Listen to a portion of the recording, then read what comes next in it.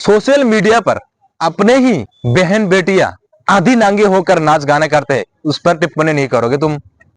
दोस्तों, मैं आप लोगों से गुजारिश करूंगा इस वीडियो को ना अंत तक देखना, बहुत मजा आने वाला है। मैं कुछ दलाल का पर्दाफाश करने जा रहा हूं आज।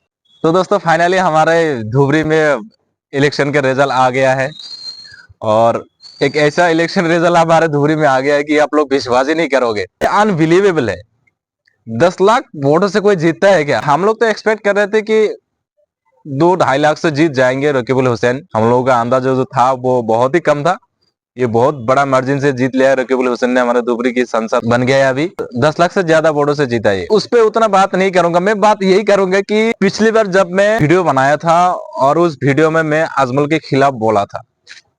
आजमल के खिलाफ मैं इसीलिए बोला था क्योंकि वो हमारा सांसद था, इसीलिए उसके खिलाफ बोला था मैं। मेरा तो कोई औकात ही नहीं है। मेरा औकात अगर आपको पता करना है तो मेरा वो फास्ट वाला वीडियो देखना पड़ेगा, तब मेरा औकात पता चल जाए। एक बाल भी बका नहीं कर सकता हूँ मैं। जिस डिस्ट्रिक्ट से मैं बिलोंग करता हूँ उस डिस्ट्रिक्ट का वो सांसद था, यानी एमपी था।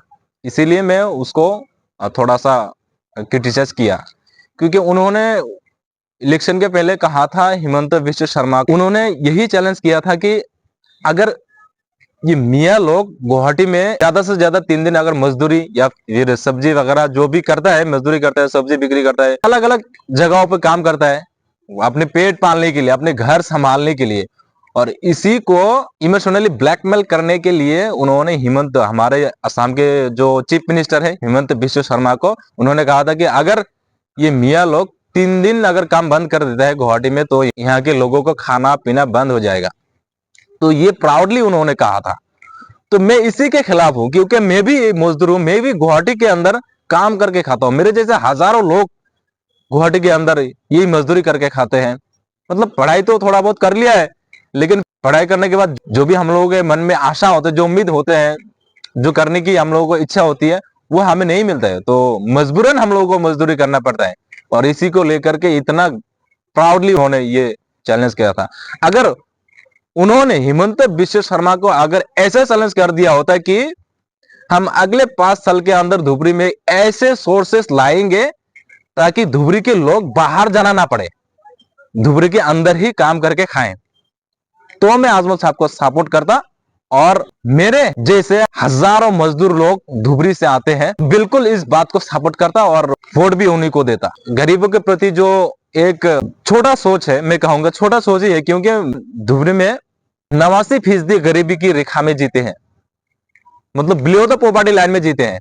ये हम सोच भी नहीं सकते कि 15 साल हमने जिसको दिया था उन्होंने वैसे ही रखा जैसे 15 साल पहले ही था। जितने भी शिक्षा के लिए काम किया है उन्होंने, अमीर लोग हैं उनके लिए किया है। हमारे गांव में, मैं खुद जहां से बिलोंग करता हूँ, वहां पर इतने अच्छे अच्छे लड़का अच्छे से रिजल्ट लेके आता है 10th में। अपने फाइनेंशियल प्रॉब्लम के वजह से वो आगे की पढ़ाई जारी नहीं कर पाते, वो आके बाहर में आकर के मजदूरी करते हैं। तो इसीलिए हम इस बार मजदूरी करने वाला जितने लेबर मिस्त्री बाहर में काम करते हैं, हम लोगों के मन में यही था कि हम लोगों को इस बार घर जाना है और वोट करना है, ज्यादा संख्या में जाकर के वोट करना है और आजमल को यहाँ से हटाना है। कुछ वीडियो में पहले बनाया था और उसी के चक्कर में मेरे गांव के कुछ, मैंने उस वीडियो में मेंशन किया था कि जो लंबा लंबा दाढ़ी लेके, दाढ़ी का तो मेंशन नहीं करना चाहिए था, फिर भी मैंने करा क्योंकि वो लोग बहुत ही भंडामी करता है।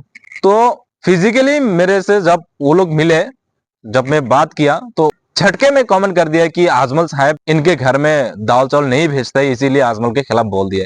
तो सोचिए हम कैसे फिर ऐसे इस आलिम पर विश्वास करेंगे? हम मजदूर हैं, हमारे लिए कुछ करे नेता लोग, इसीलिए हमने ये कोशिश किया। लेकिन इसी को मजबूरी समझकर उन्होंने कह दिया कि इसके घर में कुछ पहुंचा नहीं है, इसीलिए ये चमचागिरी करना चाहता है।